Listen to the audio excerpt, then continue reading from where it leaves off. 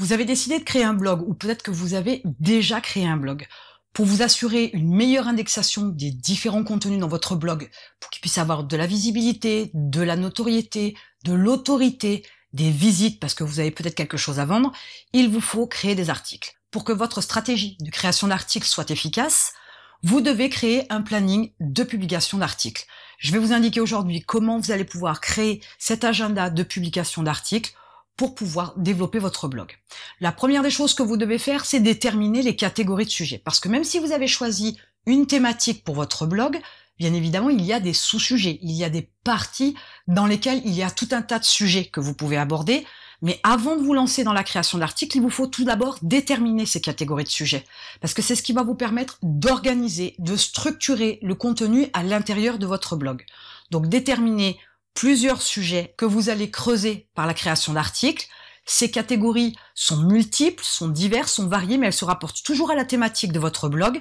Et vous devez déterminer clairement les sujets de ces catégories-là. Vous devez avoir un certain nombre de sujets.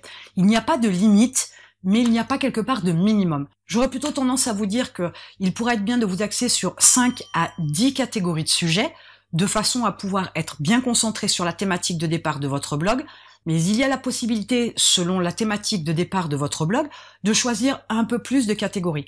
Ne vous étendez pas trop non plus, parce que vous risqueriez de sortir de votre thématique, ce qui n'est pas forcément bon dans les signaux que vous allez donner à Google, mais aussi ça peut jouer contre vous au niveau de l'indexation de ces contenus dans Google. Alors bien évidemment, je parle de Google parce que c'est le boss en la matière, c'est lui qui fournit des résultats pour 90% des requêtes à travers le monde sur Internet, donc il est important de se fier plutôt à son mode de fonctionnement plutôt qu'à tous les autres moteurs de recherche qui existent. Il y en a plusieurs bien évidemment, mais vous devez d'abord vous concentrer sur celui qui est le plus intéressant, c'est Google.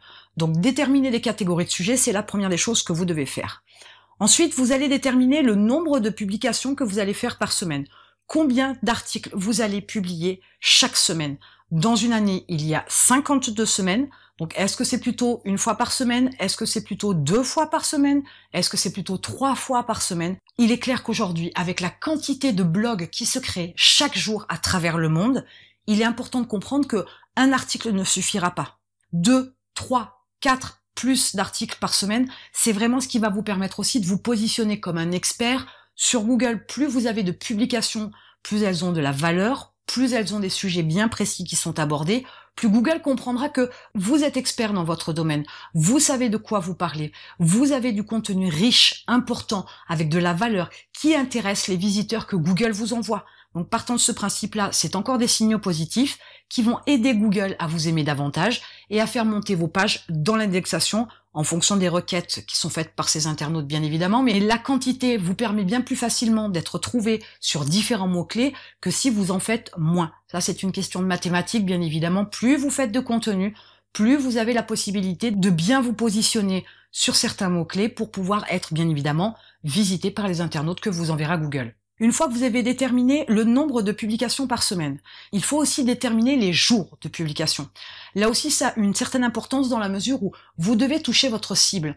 Si vos nouveaux articles sont publiés par exemple en fin de semaine, alors que votre audience, votre cible, elle est plutôt connectée, elle a tendance à lire vos articles en début de semaine, vous allez être en décalage. Donc il faut savoir aussi bien positionner la publication de vos articles en fonction des jours, de façon à pouvoir toucher votre audience, toucher votre cible, améliorer la lisibilité de vos articles par le fait de publier le bon jour, c'est-à-dire le jour ou les jours où votre audience, votre cible est connectée et où elle a tendance à lire des articles, à consommer du contenu.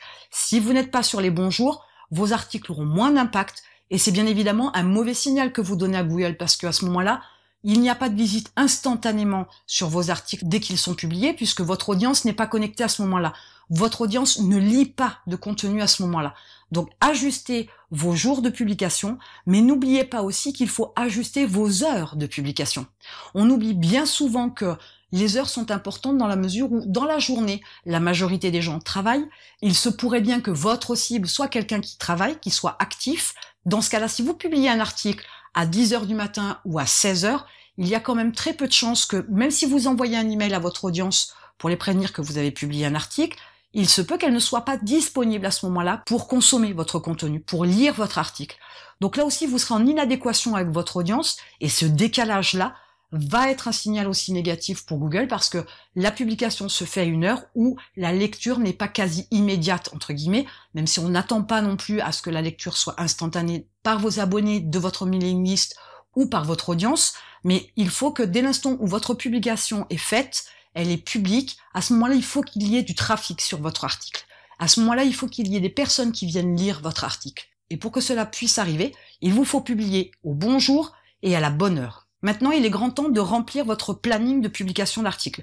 Vous avez déterminé des sujets, le nombre de publications par semaine, vous savez quel jour et à quelle heure vous allez devoir publier. Maintenant, il vous faut trouver des sujets d'articles. Pour chaque catégorie de sujets, vous allez devoir creuser. Trouver des sujets d'articles. Des sujets d'articles, vous les avez d'abord de manière spontanée, parce que vous savez quel point aborder, de par vos connaissances, vos compétences, mais aussi de manière très instinctive, très naturelle, dans la mesure où il y a vraiment des sujets que vous savez que vous devez aborder, mais il y a aussi tout un tas d'autres sujets qu'il va vous falloir trouver avec des recherches. Vous allez pouvoir regarder sur Internet, sur tout un tas de plateformes, trouver tout un tas de questions, trouver tout un tas de blogs, de sites, de plateformes avec du contenu parlant de votre sujet. Et à ce moment-là, vous allez pouvoir trouver les différents sujets d'articles que vous pourriez utiliser pour pouvoir remplir votre planning de publication. Plus il y a de sujets, mieux c'est. Vous savez que vous avez X articles à publier chaque semaine, donc vous connaissez le nombre par mois, vous connaissez aussi le nombre dans l'année, donc listez tout un tas de sujets d'articles pour pouvoir avoir du contenu sous la main, avoir des sujets d'articles sous la main pour pouvoir remplir votre planning de publication. Plus il y a de sujets, mieux c'est. Plus les sujets sont approfondis, mieux c'est. Plus les articles offrent différents angles dans leur manière d'être structurés ou dans la vision du sujet, mieux c'est. Donc n'hésitez pas à faire une liste conséquente de sujets d'articles, voire même des articles très nichés, mais faites cette liste-là pour pouvoir la positionner dans votre planning de publication. Maintenant, il vous reste à faire une dernière chose, c'est à positionner ces sujets sur votre calendrier. Vous devez organiser votre planning de manière efficace.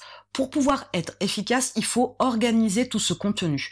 Il va vous faire gagner du temps, il va vous permettre de bien déterminer les échéances aussi en fonction du travail qu'il y a à fournir, donc d'organiser aussi votre agenda, la manière dont vous allez travailler, le temps que vous devez y consacrer chaque semaine, peut-être même les outils que vous allez utiliser pour pouvoir créer vos articles. Donc positionnez chaque semaine vos sujets d'articles sur les jours de publication que vous avez décidé au départ, sur les heures de publication que vous avez déterminées. À ce moment-là, vous allez déjà avoir un planning qui va être beaucoup plus organisé, beaucoup plus clair, beaucoup plus structuré. Et cette manière de travailler va vous faire forcément gagner du temps, va vous permettre d'être beaucoup plus efficace, d'être beaucoup plus productif parce que vous allez organiser vos tâches, vos actions. Mais ça va vous permettre aussi d'anticiper dans votre mode de fonctionnement la stratégie de publication de vos articles. Vous allez être aussi capable de vous organiser pour créer une quantité d'articles pour avoir de l'avance. Il est toujours important de prendre de l'avance. Dans la vie, on ne sait jamais ce qui peut arriver. Ça peut être un incident de parcours, un accident de la vie, ça peut être un problème dans sa vie ou dans sa famille, ça peut être une maladie, et à ce moment-là, on peut être bloqué et ne pas pouvoir créer à ce moment-là, parce qu'on n'a pas le temps, parce qu'on est pris par autre chose, parce qu'on n'est pas créatif, parce qu'on est soucieux, parce qu'on est dans la peine, parce qu'on est dans le stress. Mais au lieu de laisser le temps prendre le contrôle de votre vie, à ce moment-là, vous anticipez, vous êtes proactif, vous créez des articles bien à l'avance, de façon à pouvoir les positionner, à pouvoir les programmer à l'avance sur votre blog. Il est important de pouvoir avoir une vision long terme sur votre planning de publication. Il est important de créer en masse des articles. Il est important d'anticiper sur les événements de la vie et de partir sur une stratégie long terme, au minimum une année, et d'organiser tout ça à l'avance et de ne pas travailler à la dernière minute, de ne pas travailler dans l'urgence pour les publications de la semaine prochaine, parce qu'on ne sait pas ce qui peut se passer. Par contre, si tout est bien cadré, si vous avez de l'avance, si vous produisez en masse et que vous êtes capable d'avoir 4, 5, 6 mois d'avance sur votre planning de publication, dans ce cas-là, vous êtes professionnel, dans ce cas-là, vous êtes productif, dans ce cas-là, vous êtes efficace et dans ce cas-là, vous êtes aussi capable d'organiser votre temps pour faire des choses peut-être plus importantes que la création d'articles. Ça peut être par exemple la vente de produits, mais à ce moment-là, vous aurez le temps de le faire. Si vous travaillez au jour le jour, vous allez faire de la mauvaise qualité. Dans l'urgence, on fait du mauvais travail, on fait du mauvais contenu. Donc prenez toujours de l'avance, organisez-vous. C'est ce qu'il y a de plus important pour réussir votre business et pour aussi avoir le temps de vous concentrer sur les choses importantes, parce que la stratégie de publication d'articles de blog comme une stratégie marketing d'inbound marketing À ce moment-là, ce n'est qu'une partie de votre job, c'est qu'une partie de votre business. Et il est important de pouvoir avoir aussi du temps pour développer l'autre partie, celle qui vous rapporte de l'argent. Et maintenant, il ne vous reste plus qu'à créer un planning de publication d'articles pour votre blog. Et en attendant, je vous retrouve de l'autre côté.